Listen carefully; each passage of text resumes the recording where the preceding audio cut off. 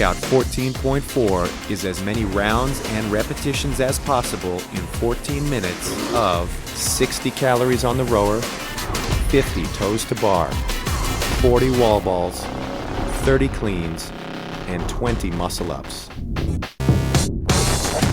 Your score will be the total number of repetitions completed before the 14-minute time cap. The tiebreak for this workout is the time at which you completed all repetitions of the cleans or the time at which you complete all repetitions of the muscle-ups. During the row, the athlete may begin in the seated position but may not grab the handle until the call of go. The athlete must remain seated with their hands on the handle until their display clearly reads 60 calories. Every repetition of toes to bar starts with the athlete hanging at full extension and the heels behind the vertical plane that the pull-up bar creates. The repetition is counted when both feet touch the pull-up bar at the same time between the hands. As long as the feet make contact inside the hands, any grip is permitted. The athlete may make contact with any portion of the foot and the repetition will still count. If the feet do not make contact at the same time, that repetition will not count. If the athlete does not start the repetition with their heels behind the bar, that repetition is a no rep. During every repetition of the wall ball, the athlete must squat below parallel. That means that the hip crease is clearly visible below the top of the knee.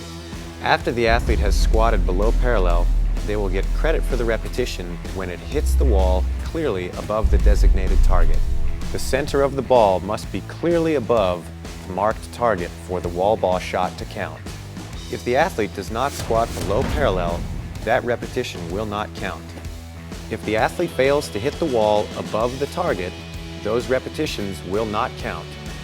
The athlete may not bounce the ball into the next repetition. The ball must come to a complete stop before the next rep begins.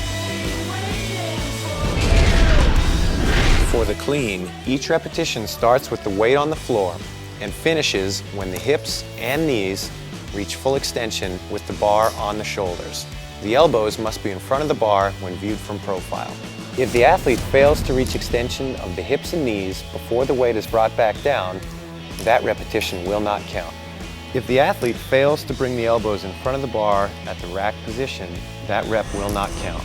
If the lifter chooses to do a split style, the feet must return back underneath the athlete's body and the hips and knees must reach extension before the repetition will count.